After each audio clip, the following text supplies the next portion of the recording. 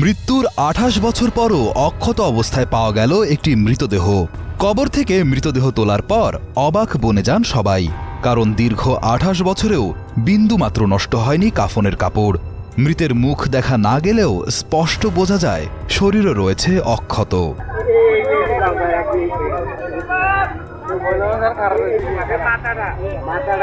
কবরটা ওতে দিয়ে লাশটা ঠিক যেরকমই আসছিল, লাশ কোনো ক্ষয়ক্ষতি হয়নি। কাপড় একটা সুতো কোনো ক্ষতি হয়নি, দাগও পড়েনি। মৃতের সন্তান ইতালি প্রবাসী মোহাম্মদ মোবারক হোসেন খান দাবি করেন, তার বাবাই তাকে স্বপ্নে এসে কবরটি সরানোর জন্য বলেন।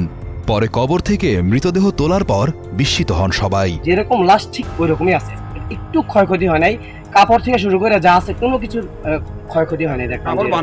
জানা যায় ১৯৯৬ সালে ঢাকা মেডিকেল কলেজ হাসপাতালে ৭২ বছর বয়সে মৃত্যুবরণ করেন চাঁদপুরের মতলব উত্তর উপজেলার ডেঙ্গুর ভিটি গ্রামের বাসিন্দা সাহেব আলী খান।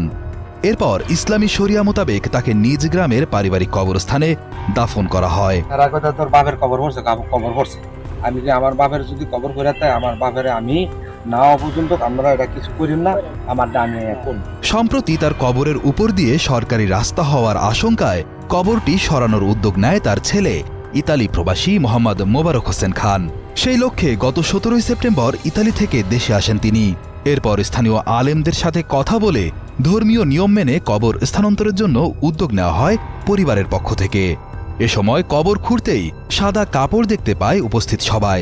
এক পর্যায়ে কবর খুঁড়ে সম্পূর্ণ অক্ষত অবস্থায় পাওয়া যায় ২৮ বছর আগে মৃত্যুবরণ করা মোহাম্মদ সাহেব আলী খানের মরদেহ। এরা বহুত চাইছে, চেষ্টা করছে বাইরে, এরা আমি বুঝি না। আমি তো ওই বাঙ্গার আগের থেকে আমি মনে করেন এই সাইডে গাতা করে মনে করেন মাথারও আধা গাতা করছি, ভিতরে আইয়া মনে করেন গাতা করে যেরকমটা সেরকমই আল্লাহ বাঁচিল। আমার বাবার একটা ইও লড়ে নেই, কিছুই হয় না। সবাই দেখছে, অনেক জনগণ দেখছে। আমার বাবা নিষ্পাপ ছিল, যেরকমটা সেরকম কিছু হয় না। এটা বান্ডা দিয়ে বান্ডাও শুনাইতে পারিনি। ২৮ বছর পর কবর থেকে অক্ষত মরদেহ উদ্ধারের খবর শুনে মোবারক হোসেনের বাড়িতে ভিড় জমান এলাকাবাসী। এত বছরেও মরদেহে এমনকি কাফনের কাপড়েও পচন না ধরায় বিস্মিত সবাই। আজকে যে লাশটা উড়াইলাম, লোকটা খুব ভালো ছিল।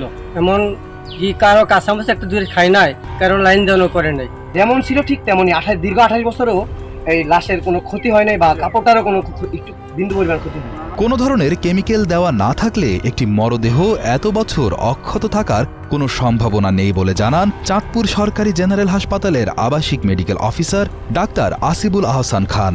চিকিৎসা বিজ্ঞানের মতে ৩ থেকে ৬ মাসের মধ্যেই লাশের পচন প্রক্রিয়া সম্পন্ন হয়। তবে সাহেব আলী খানের লাশ না পচায় বিস্মিত তিনিও। একটা লাশ ২৮ বছর কবরে অক্ষত অবস্থায় থাকে।